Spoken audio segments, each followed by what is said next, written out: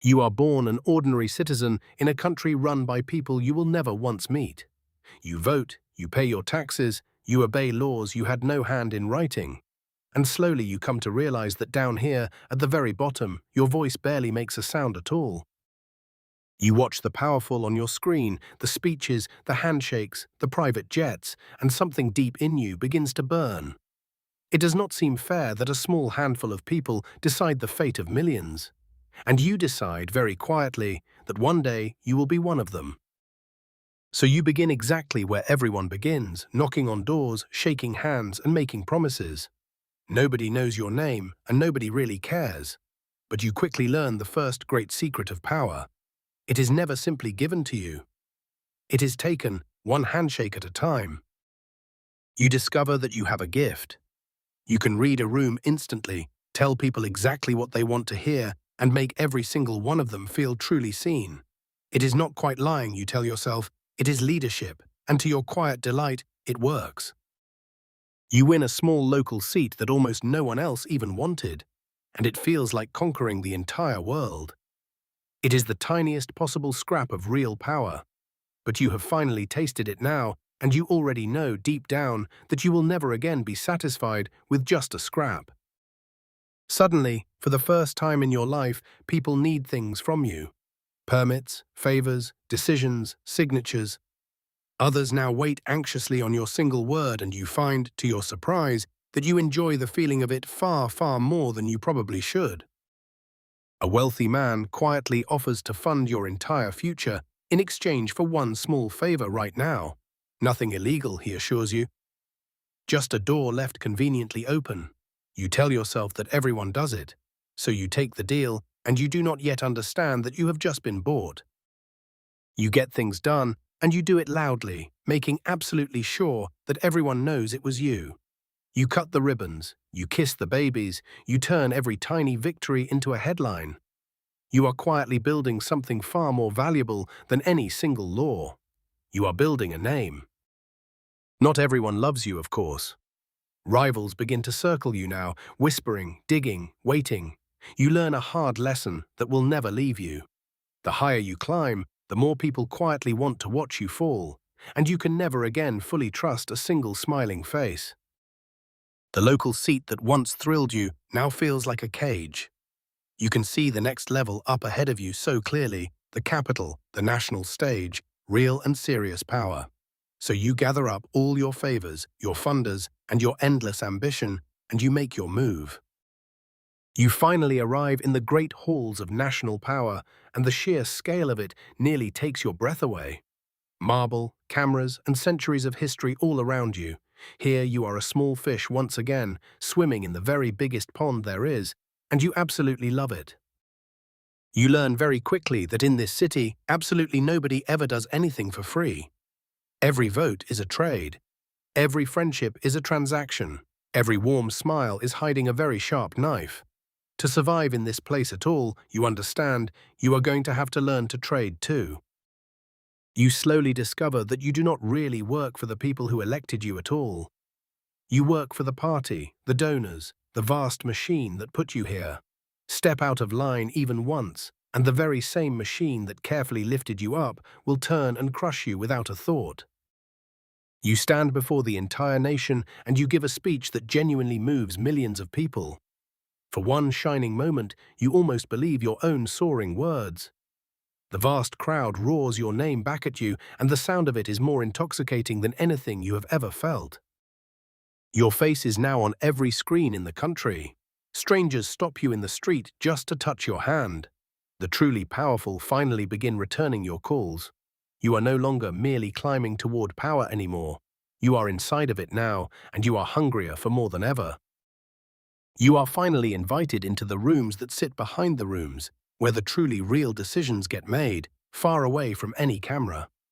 There are no speeches in here, just a few very quiet men calmly deciding the fate of the entire country over a single glass of something expensive. They explain to you, very gently, how everything really works. The money that quietly funds you, the many favors you will now owe, the uncomfortable truths you will be expected to bury. Every single rung on the ladder above you has a price, And now, at last, you learn exactly what it is. You do something that you once swore to yourself you never would. You trade away a promise you made to the people in exchange for a promise that helps only you. It is a small betrayal, really, but it is the very first one, and you will soon find that after the first, all the rest come terribly easy. You justify it all to yourself the exact same way that every one of them does. You tell yourself you will do so very much good once you finally have the power, that a little dirt picked up along the way up simply will not matter. You do not notice that everyone above you once told themselves that identical lie. One late night you happen to watch an old clip of yourself, young and idealistic and clean, and you feel a complete stranger looking back out at you. That person would be genuinely ashamed of what you have become. So you simply turn it off, you pour yourself a drink, and you keep on climbing. You reach the highest tier that exists below the very top, a minister, an advisor, a genuine maker of kings. You now sit at the table where whole nations are steered, and the men seated beside you could end your entire career, or perhaps even your life, with a single quiet phone call. A single signature from your hand now moves armies, moves vast budgets, and decides the fate of countless people you will never once see. The raw power of it is dizzying. The responsibility should absolutely terrify you, but somewhere along the way you quietly stopped feeling the weight of it at all. You slowly become a keeper of truly terrible secrets, the things that the public must never, ever be allowed to know. You learn precisely where all the bodies are buried, financial and otherwise. And you understand that knowing them makes you powerful, but that it also, quietly, makes you a target. From the shadows now, you quietly help decide who actually sits upon the throne itself. You come to realize that the person the public believes is truly in charge is very often just a face, and that the real power belongs entirely to the quiet people who carefully put that face there. But being merely the power behind the throne is no longer anywhere near enough for you. You have spent your whole entire life climbing, and now there is only one single rung left above you. So you decide with cold certainty that this time the face on every screen is finally going to be yours. After an entire lifetime of climbing, betraying, and bleeding for it, you finally win the very highest office in all the land. You stand before the whole nation as its supreme leader. The boy who once had absolutely no power now holds more of it than almost anyone else alive on Earth. But the very moment the cheering finally stops, the true crushing weight of it lands squarely on your shoulders. Every crisis, every war, every single life in the entire country is now, in some final and total way, your personal responsibility. And there is no longer anyone left above you to blame. At the very top, you discover a truly terrible and unexpected loneliness. Every single person around you now tells you only ever what you want to hear. The higher up you climbed, the further you got from the plain truth. And now you are quietly drowning in an ocean of flattery and lies. You look around at the smiling faces of your very closest allies, and you know with total certainty that every last one of them is quietly calculating your weaknesses. The exact same way that you once climbed over the last leader, they are all patiently waiting to climb over you. And yet, when you give a single order and the whole world instantly obeys, when your word alone can genuinely change the course of history, there is truly nothing else on earth like it. You finally understand why men lie and kill and burn everything down to reach this chair, and why they never, ever want to leave it. The strangest thing about absolute power is that it never quite feels absolute enough. There are still rules that bind your hands, courts and laws and terms and rivals. And slowly, very quietly, you begin to genuinely wonder just what exactly it would take to simply remove them all. One by one, carefully, you begin to dismantle every single thing that was ever meant to hold you back. You richly reward loyalty and you brutally punish dissent. You blur the line between the state and yourself until serving the country and serving you personally quietly become the very same thing. You change the very laws that were carefully designed to eventually make you leave. You tell the people that it is all for their own safety, for their own future greatness. And because you now completely control the story itself, most of them actually believe you, and a great many of them even cheer. The voices that dare to oppose you grow quieter, and then, one by one, they simply vanish. Some of them are quietly bought. Some of them are broken. Some of them just disappear entirely. You tell yourself it is all necessary. You have finally become the very thing you once despised on your screen. There is no longer any real difference at all between you and the country that you rule. Your face is painted on the walls. Your name is woven into the anthem. Your personal will is now the only law. You finally have everything you ever dreamed of wanting. And somehow it is still not enough. At the absolute summit of all power, you finally understand its single cruelest secret of all. You can never ever truly relax again. The very moment that you show even the smallest weakness, 100 hungry rivals will instantly move to do to you exactly what you once did to everyone below.